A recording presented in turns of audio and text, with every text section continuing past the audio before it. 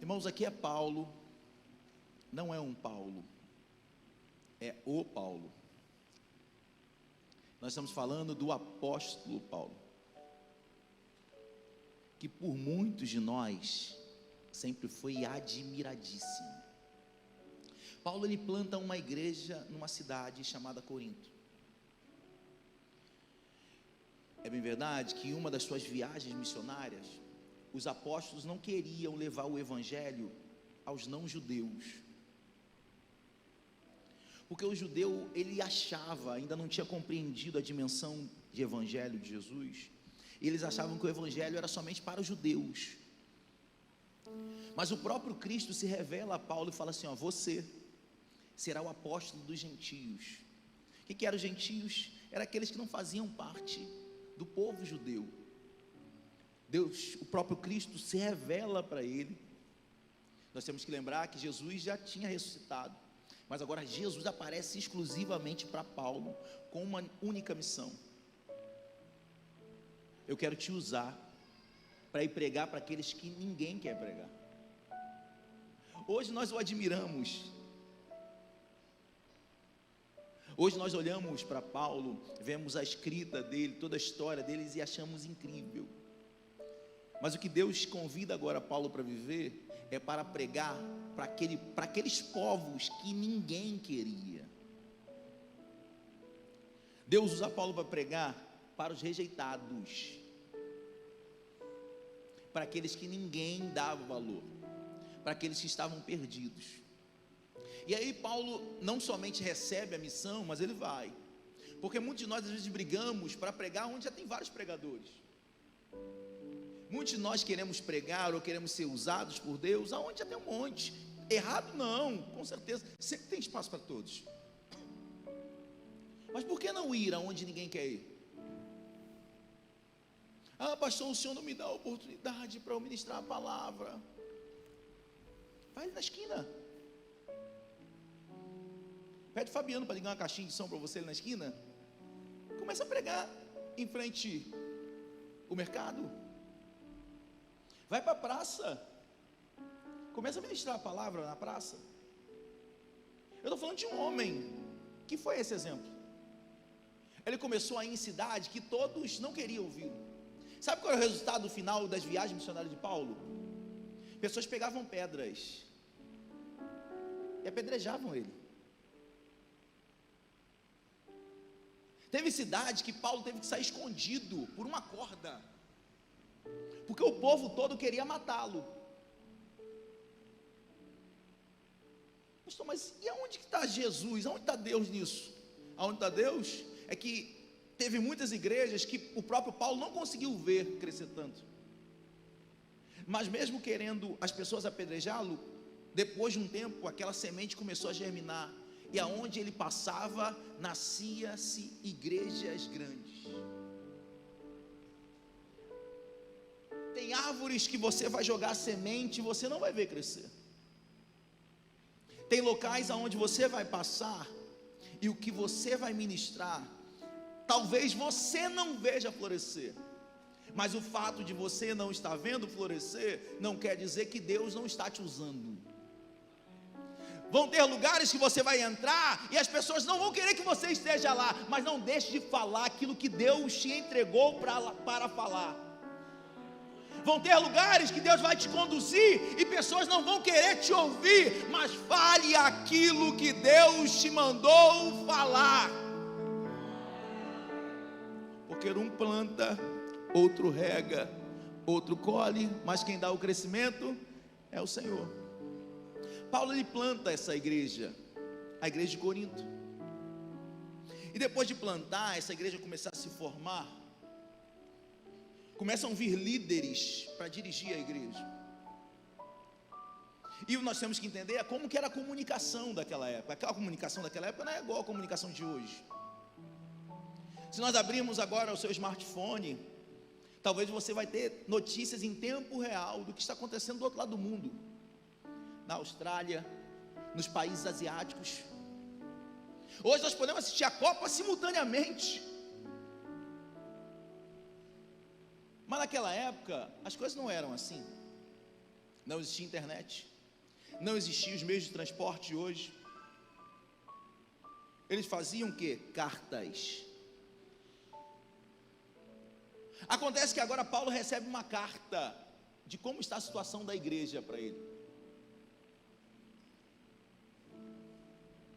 E o que chega para ele é o seguinte: olha, a igreja, ela está toda dividida. Tem muitas coisas boas, mas é uma igreja toda cheia de partidos. E outra coisa, Paulo, na ceia eles não se ajuntam com o objetivo principal de levar Jesus à memória. Eles estão se ajuntando somente para comer. E aí, como que era essa questão da comida na época? Como que era a ceia na época? Porque a ceia não era esse formato, irmãos. Esse formato é um formato moderno, de agora. A ceia nunca foi assim. Talvez os irmãos aqui que têm mais de 50 anos vão poder me ajudar um pouquinho. O que era a ceia? Você, irmão, que tem mais de 50 anos, o que era a ceia dentro de uma casa? Esquece o ato religioso. Normalmente os irmãos que são um pouquinho mais maduros vão lembrar que o horário de jantar era mais ou menos que horas? Que horas? 6 horas. Fala isso para essa galera de hoje. Pô, pastor, tu é doido. Se eu comer 6 horas, eu vou morrer de fome. É isso mesmo. Para você não morrer de fome, existia a ceia. O que era a ceia, irmão? Era um lanche. Era uma boquinha. Deixa eu fazer uma boquinha antes de dormir, que eu já estou com a barriga, meu Deus, está roncando. Isso era a ceia. A ceia era aquele momento, passado um pouco a janta, que a família se juntava para fazer uma boquinha, um lanchinho. E a igreja, ela tinha esse costume agora na época de Paulo. Eles se ajuntavam uma vez por semana, especialmente no primeiro dia da semana, no domingo, e eles levavam a sua ceia. Então não era a igreja que proporcionava a ceia para eles, eram os crentes que levavam as suas ceias, levavam os seus lanches. Só que, não diferente de lá, uns tinham condições melhores. O Júnior trazia um franguinho frito, crocante. O Juninho já trazia meio pão com mortadela. Você ri, irmãos, mas tem irmãos que vêm para cá sem comer, e a refeição deles é aquela mesa que está ali na frente. Por que você sabe, pastor? Porque eu observo. Tem irmãos que aquele momento ali é o momento de lanche que eles não têm em casa. Acabei de observar 2 ali. E não estou falando isso por mal, pelo contrário, pode comer. Eu estou querendo mostrar que dentro da igreja há uma disparidade, isso é normal. Tem irmãos que têm mais condições e outros que não têm condições. Hoje. Porque talvez você está vivendo hoje com a porta fechada, entenda que é um momento. Por que, pastor, um momento? Porque depende de você. Tem momentos que Deus fecha a porta mesmo. Fecha para quê? Para te tratar, para te podar, para te moldar. Então talvez hoje a sua porta pode estar fechada, você pode estar vivendo um momento de escassez, mas entenda que é um momento, porque a Bíblia diz que eu nunca vi um justo mendigar o pão, e nem a sua descendência passar fome. É a Bíblia.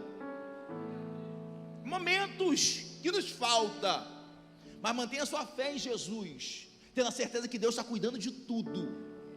Até quando a porta fecha, é o Pai cuidando de nós. Ele cuida. Então no meio da igreja agora, os crentes estão levando no primeiro domingo os seus lanches para ceiar. E nisso os ricos levam aquele banquete, e os pobres, alguns não têm condições de levar nada. Quando liberava o lanche, os pobres, irmãos, se fartavam. O texto diz que eles chegavam a se embriagar de tanto beber vinho, que eles tinham condições. Eu tento imaginar a mesa dos ricos, juntando só rico, só poderoso. a alta elite da igreja se juntando para comer, uma mesa cheia, e os irmãos passando a cidade em pé. Sobrar alguma coisinha para mim? Será? Meu Deus, será que vão se lembrar de mim? Aí Paulo inicia essa carta exatamente falando disso. Na verdade, se você olhar o capítulo 11, versículo 2, fala assim, Paulo começa a elogiar a igreja, porque aquele que está de frente, ele não deve olhar somente os defeitos. Tem pessoas que só sabem olhar para as pessoas vendo defeitos. Se tem um tipo de pessoa que eu não gosto do meu lado, são pessoas que só sabem olhar defeitos dos outros. É um tipo de pessoa, irmão, que eu não gosto de estar do lado. Eu não gosto de alguns tipos de pessoas. Pessoas que só olham defeitos dos outros. Pessoas que são personas ingratas, só sabem reclamar de tudo da vida. E pessoa que tudo é doença. Você vê que eu só gosto de sorrir, minha boca é larga, irmão. Eu gosto de sorrir, eu gosto de alegria, eu gosto de pessoa que me coloca para cima. Eu gosto de pessoa que fala para mim, libera palavras proféticas. Eu estou falando de pessoa que fica te babando, não estou falando disso. Eu estou falando de pessoas que contam coisas boas. Isso não quer dizer que você não pode chegar perto de mim, não pode falar dos seus problemas. Não estou falando disso. Eu estou falando de pessoas que só fazem isso. Tem irmãs que chegam para mim, pastor, essa semana eu fiquei internado. Ficou, irmã? Mas agora está boa, né?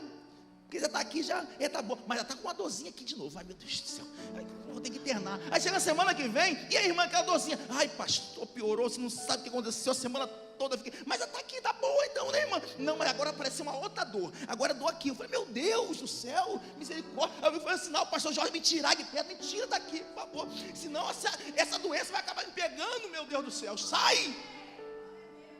Eu gosto de pessoa aqui, ó, pastor, como cair, meu irmão, como você está? Pastor, estou desempregado, mas olha, não está faltando nada na minha casa, Deus tem cuidado da minha família, Deus tem cuidado da saúde, e o filho estava até enfermo, pastor, mas só porque está enfermo, eu não vou deixar de vir na casa do Senhor, estava bem, estava só com uma dorzinha de cabeça, eu vou parar, por quê, pastor? Em vez de ficar em casa, só reclamando, eu vou para a igreja para orar, pastor.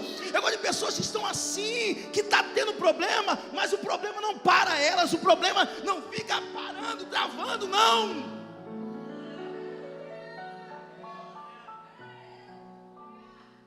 Paulo não começa falando das pessoas de problemas. Paulo não começa só reclamando dos membros da igreja. Paulo começa a louvar eles no capítulo 11.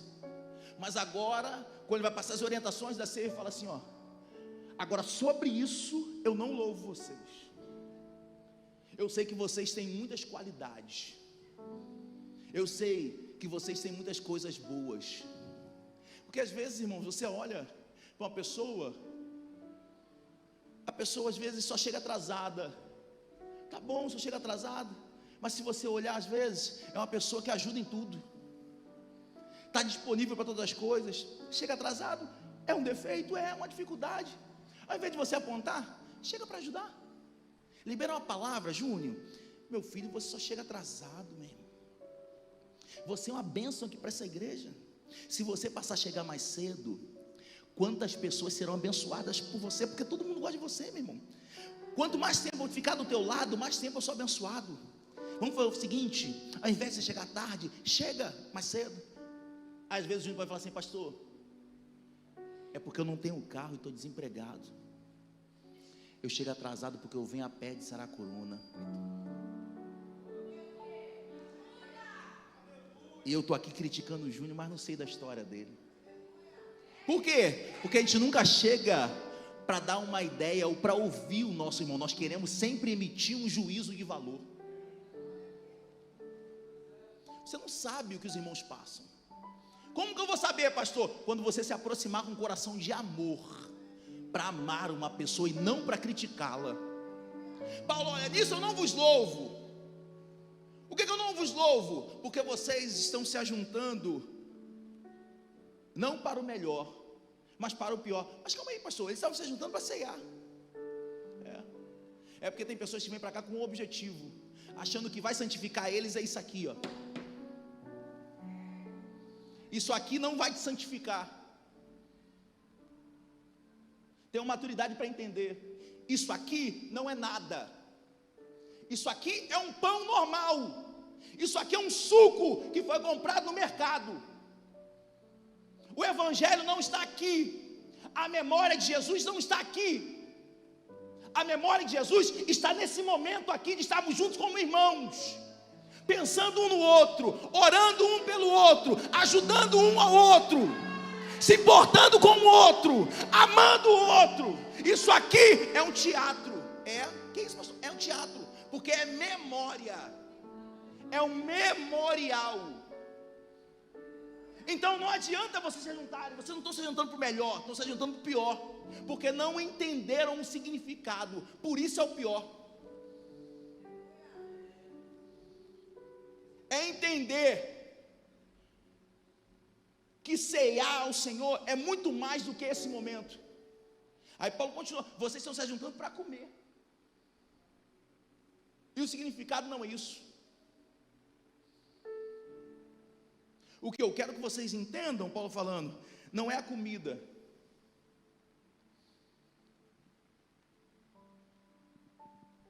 É ser um. Ah, pastor, por que você está falando isso? É porque Jesus falou. Todo mundo chegava diante dele e perguntava assim: o que eu faço para herdar a vida eterna? Ele sempre dava a mesma resposta: ama ao teu Deus de toda a tua força, de toda a tua alma, de todo o entendimento. E aí, mais o que? E ame ao teu próximo como a ti mesmo. Não adianta eu sentar para comer se eu não amo o meu Deus acima de todas as coisas e não amo o meu próximo como a ti mesmo. Senão, eu estou me ajuntando não para o melhor, mas para o pior. Estou me ajuntando só para fazer um teatro para os outros, mas para o meu Deus mesmo.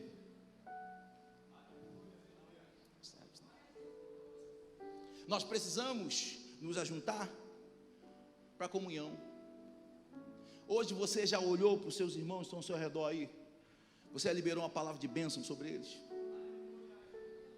Antes de você sentar nessa cadeira, ou quando você sentou, você já olhou para quem estava do seu lado, para quem estava atrás, na frente? E meu irmão, é muito bom estar contigo aqui hoje.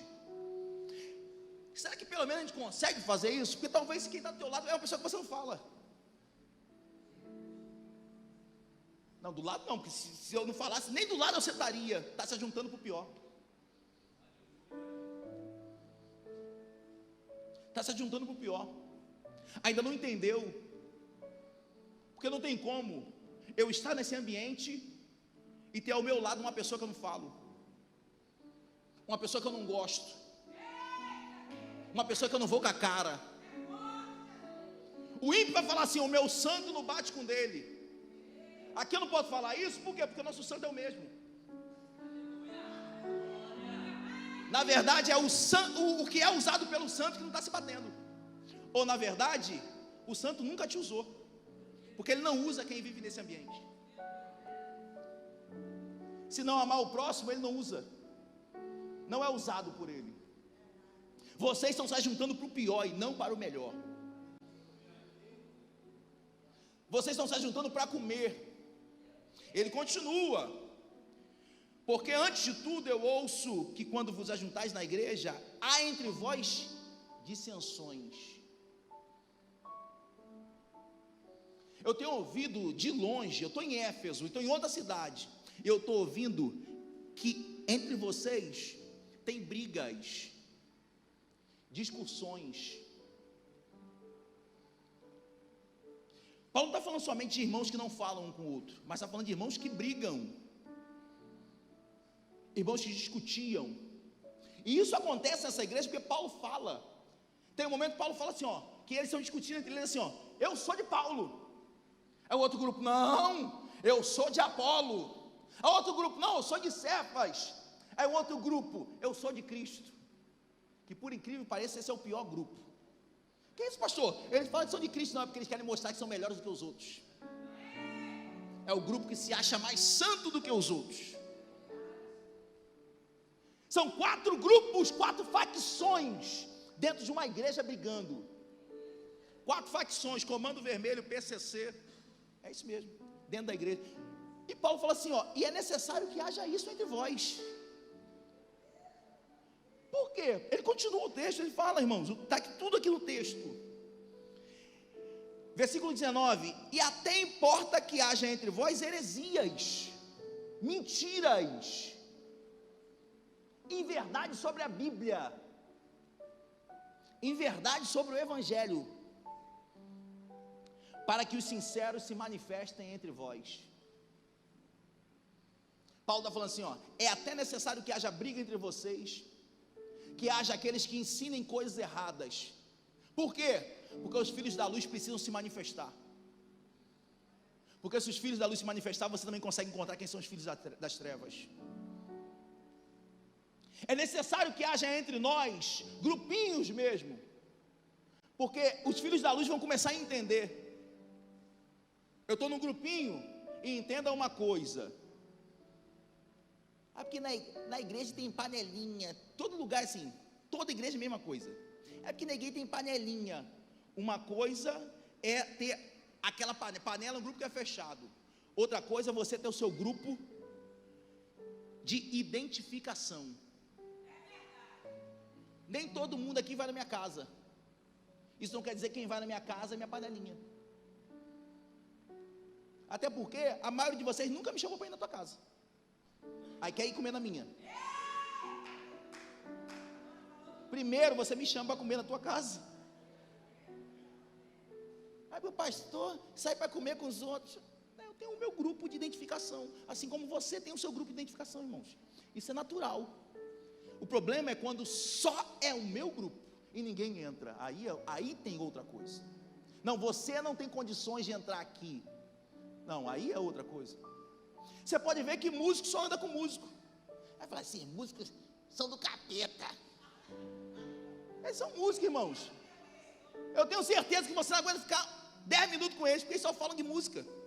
É chatice. Eles falam na pregação sobre música. Eles conseguem transformar a pregação em música. Isso não quer dizer que eles não são crentes. Aí tu chega para conversar com o evangelista Reinaldo e Júnior, eles só falam de mistério. Eles só falam de monte, só falam de oração. Quem não faz isso vai achar chato. Aí tu chega para conversar com o pastor Jorge, pastor Wilton, Daniel, só falam de Bíblia. Aí tu chega para falar com o bobo igual a mim, vagão, só fala de futebol. Só fala de bobeira. Se for ter um grupo de mulheres que só vão falar de coisas estética. Nós temos nossos grupos de identificação, não há problema nisso. Então é necessário que haja grupo entre vocês. Agora a diferença está que quando você entra num grupo, você só vê uma pessoa falando mal.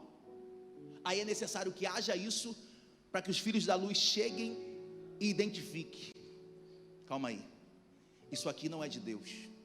Eu preciso me retirar, porque isso aqui não é para mim. É necessário que haja isso, irmãos, para que vocês mesmos identifiquem quem é e quem não é. Quem é luz e quem é trevas. Ou você acha que aqui só tem luz? É a mesma coisa de Corinto. Tem irmão que não fala com outro.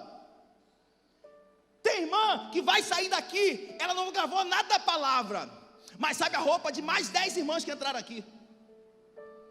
Sabe a cor do sapato, sabe o jeito do cabelo. Tem irmãos que não vai gravar nada desse sermão, mas vai gravar o mistério de todo mundo que foi usado aqui. E o fulano fala bará. É? Você acha que não tem isso não?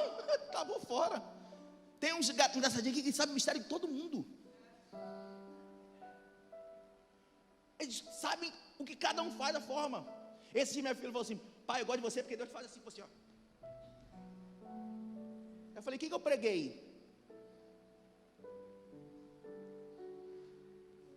É necessário que haja entre nós, sim, grupos, divisões, para que se manifeste os filhos da luz. E que filho da luz é você também, que às vezes vê as coisas erradas e não se manifesta. Ou quando deveria se manifesta da forma errada. É necessário que haja entre vós heresias, para que os que são sinceros se manifestem. De sorte que quando vos ajuntais num lugar, não é para comer a ceia do Senhor. Porque comendo, cada um toma antecipadamente a sua ceia. E assim um tem fome e o outro embriaga-se. Não tendes porventura casas para comer ou para beber? Ou desprezais a igreja de Deus e envergonhais os que nada têm? É Paulo falando assim, ó, vocês estão vindo para a igreja para trazer o lanche de vocês, mas vocês não têm casa para comer não? Porque se o motivo é comer para fazer banquete, come em casa. Nós estamos nos juntando aqui, é para outra coisa. Se for por isso, vai para sua casinha. No nosso dia de hoje, senta em qualquer lanchonete e vai comer. É para isso que vocês estão se juntando? Então estão errados. Ou uns vão comer muito e outros vão comer pouco. Ou uns vão comer com fartura e outros nada têm. Tem irmãos que vão sair daqui hoje e não sabem o que vai ter amanhã em casa. Aqui hoje, nessa reunião aqui. Você por acaso trouxe algum alimento hoje para você botar na cesta? Não, né? Porque você só pensa em você. A tua casa tem. Sabe quando nós valorizamos isso? É quando um dia nós passamos por não ter. Mas enquanto tem fartura, nós não ligamos para os necessitados. Um dia a pessoa falou, pastor, tem dinheiro para comprar cesta básica? Eu falei, não tem. Sabe por quê? Porque você é a igreja. Ou eu estou falando alguma mentira, irmãos? A igreja é essa estrutura aqui? Você tem que bater no peito e falar assim, eu sou a igreja. Quando eu ver um necessitado, eu sou a igreja. Quando eu ver alguém passando necessidade, fome, eu sou a igreja. Eu tenho que parar de jogar nos outros, ou numa instituição, aquilo que é o meu dever, aquilo que é a minha função. Vou usar a Bíblia de novo. A Bíblia nunca falou que a igreja é uma instituição de caridade, uma instituição que ajuda necessitados. A igreja não tem essa função. Porque o dízimo, o seu dízimo tem uma função, está na Bíblia, é Malaquias que diz. É para trazer para a casa do tesouro. O fato que nós hoje como igreja e outras igrejas ajudar os necessitados, não quer dizer que essa é a nossa responsabilidade de instituição. Essa responsabilidade é da igreja, é de cada um de nós. Jesus sempre pregou sobre isso, de olhar o necessitado e ajudar ele, de olhar o que está passando fome e ajudar ele, é de chorar com os que choram.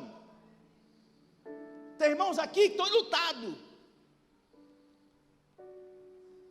tem irmãos aqui que estão passando problemas psicológicos, e quantos de nós temos ido, ao menos enviado uma mensagem? Ficar enviando aquela mensagem que vocês ficam mandando, bom dia, boa tarde, boa noite, isso aí encaminha, né? Mas ligar para alguém,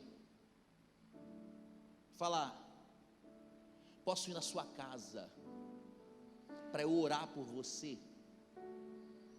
Eu posso ir na sua casa somente para estar do seu lado? Você pode falar o que quiser da Cida, do Carlinho, mas tem um casal aqui que eu sou apaixonado nisso, assim, é eles. Estão sempre ligando para alguém, posso ir na sua casa? A pessoa, eu não tenho dinheiro, não tem problema não, eu e Carlinho vamos levar um bolinho, um café. Nós só queremos estar do teu lado. Sabe o momento que mais me marcou no acidente que eu tive agora há pouco tempo? Eu estava naquela agitação, porque eu fui o único que não saí ferido, e eu cuidando daqueles que estavam feridos. Depois que todos foram direcionados para o hospital, chegou o Digão. O Digão chegou no momento que já tinham levado os irmãos, e eu estou com muitos policiais falando comigo, porque como eu era o único que estava ali, eu tinha que passar relato. Por que para todo policial chegar perguntar a mesma coisa. E eu sabia que o Carlos já havia morrido, que eu vi que ele tinha morrido. Só que naquele momento eu não tinha parado para chorar. Sabe aquela agitação que você está? Chega o Digão com a perna de madeira dele. Digão é grandão. Chegou perto de mim e não falou nada, irmãos. Ele só...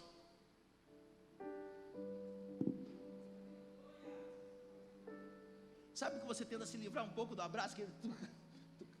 E ele me travou no abraço. Irmão, foi aquele momento que a minha alma lavou. Sabe que o choro desceu. Comecei a chorar e o Digão não falou nada. Eu chorando ali, ele só me abraçava. Ficou mais ou menos uns 10 minutos comigo. Eu tentava me livrar do abraço. Não quero me chorar. E ele, no meio dos policiais todos, eu sentia que um policial falava assim: deixa eu falar com ele. Ele só com o braço, tirava um braço e... Eu estou querendo dizer o seguinte: tem momentos que você não precisa falar nada, você só precisa estar do lado de alguém que está precisando. Você só precisa ser um ombro amigo. Eu não sei quantos de vocês já foram no sepultamento de alguém. Sepultamento não tem o que falar, irmão. De vez em quando nós falamos sepultamento, né, pastor Jorge? Não tem que falar para uma viúva, para uma mãe que perde um filho, que é uma dor absurda. Não existe dor maior. Não sei quantos já passaram por isso aqui. Nada se compara a uma mãe perder um filho. Chega nesse momento do sepultamento ali, você pode abrir a Bíblia, não tem palavra que vai confortar. Mas quem disse que essa pessoa quer uma palavra? Às vezes ela só quer um abraço. Às vezes ela só quer a tua presença, para ver que você é importante para ela. Eu lembro quando nós fomos dar para a pastora Mary a notícia que a mãe dela faleceu. Não tinha o que falar. Era só...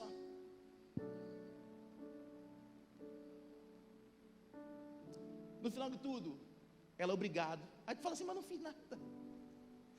Eu nem falei nada. Bem que sabe que a importância da presença. Mas por que nós fazemos isso talvez só quando alguém perde? Por que não fazer isso hoje? Eu queria te desafiar essa semana a você pelo menos dar um abraço em alguém, seja de perto ou de longe. Não falar nada.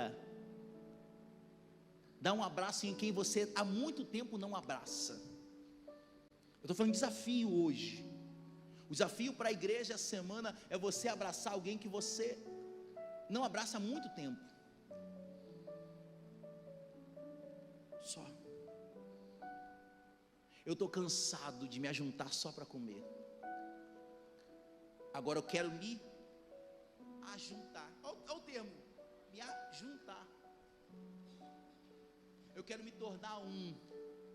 Eu quero estar mais próximo daqueles que precisam. Fica de pé comigo, por favor. Porque eu recebi do Senhor o que também vos ensinei, que Jesus, na noite que foi traído, tomou o pão. Olha como começa o ensino de Jesus, sendo traído. Jesus falando assim, ó: o fato de eu ser traído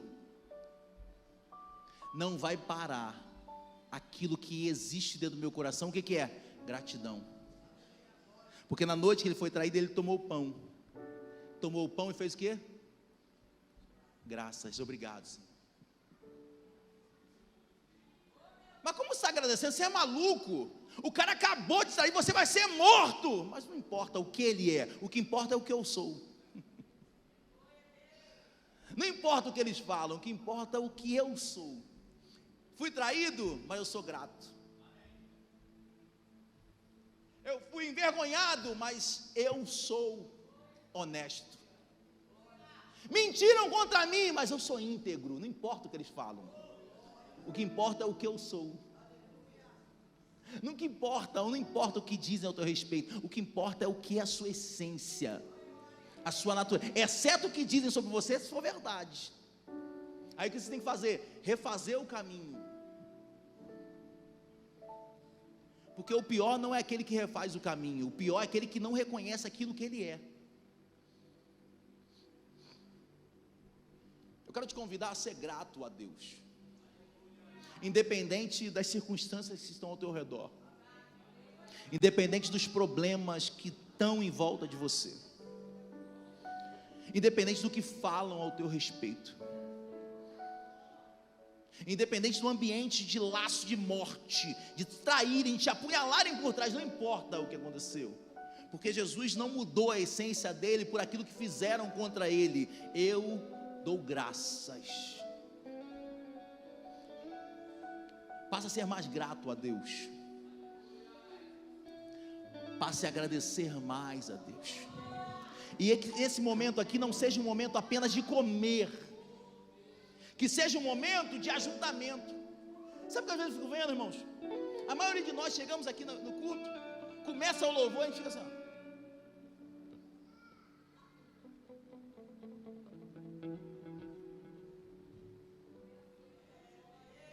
O ar está gelado. O ar está gelado mesmo. Me ajuda. O som está alto. Então fica em casa. Fulano só levanta para um lado e para o outro. Está se juntando para comer. Hoje nós estamos nos ajuntando aqui com um objetivo. Qual o objetivo que toda vez nós nos ajuntamos aqui? Cultuar a Deus. Já parou a pensar que você está entrando no lugar mais santo que tem, que hoje você tem liberdade para entrar?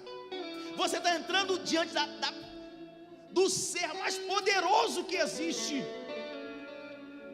E quando você entra, você não faz nada. Por quê? Porque você só ajuda para receber dele, para comer. Você não ajuda para colocar na mesa, você ajuda para comer. Come é só aquele que está preocupado em receber. Nesse ambiente, você tem que se ajuntar para você entregar aquilo que é de melhor em você para ele. Não tem como nós nos ajuntarmos em reuniões e ficarmos parados no mesmo ambiente. Alguma coisa tem que mexer em você. É deixar os teus olhos lacrimejarem, encher de lágrimas. Aqueles são barulhentos, que gritem. Aqueles são silenciosos, pode ficar no seu jeitinho, mas isso não te impede de você levantar uma mão, de você render glória, graças. Uns vão ser igual a missionária que grita demais, mas isso não impede de você, mesmo sendo tranquilo, falar assim: Senhor, baixinho, obrigado, graças a Deus por estar aqui, eu estou vivo, a minha casa está viva. Eu não sei, Senhor, está difícil a minha situação, mas mesmo estando difícil, eu vim aqui para te louvar. Uns vão fazer isso de olho aberto, outros de olho fechado. Se der vontade de correr, você corre. Se der vontade de pular, você pula, aplaude. Mas o que não pode é eu entrar nesse ambiente somente para comer. Eu tenho que entrar nesse ambiente para dar. Dá para quem? Para ele. Mas faça do seu jeito, da sua intimidade. E se você é muito tímido e você quer romper isso, fala com ele também. Pastor, eu queria ser igual aquela doida lá. Deus, me ajuda. Ele vai te ajudar, irmão. Não é feio, não. Paulo fala no início, o versículo 1 desse capítulo é assim, ó: sede meus imitadores como eu sou de Cristo. Aquilo que você quer imitar, que se for para o bem dele, faça, irmão. Vou te falar uma coisa: se me der vontade de sair correndo por aqui, eu saio correndo, não estou nem aí para o que vocês vão falar. Teve vontade, já que eu já caí com boca no pó aqui, e pessoas ficavam falando assim: está em pecado. Deixa eu falar que está em pecado, o que importa é eu e ele. Eu estou nem aí porque falam. Você tem que estar nesse ambiente assim. Eu não quero saber o que os outros falam. Eu quero estar agradando ao Senhor. O que o Senhor quer receber de mim, Pai? Fala. Eu quero te entregar tudo. Eu quero mudar o meu estado. Então sempre quando for nós nos ajuntarmos, reunirmos para cultuar o Senhor, dê o seu melhor. Abra, se rasga, se for necessário, grite. Mas não fique nesse mesmo ambiente parado como você está. Feche seus olhos em nome de Jesus. Feche seus olhos. Eu quero te dar 1 minuto para você agradecer ao teu Deus.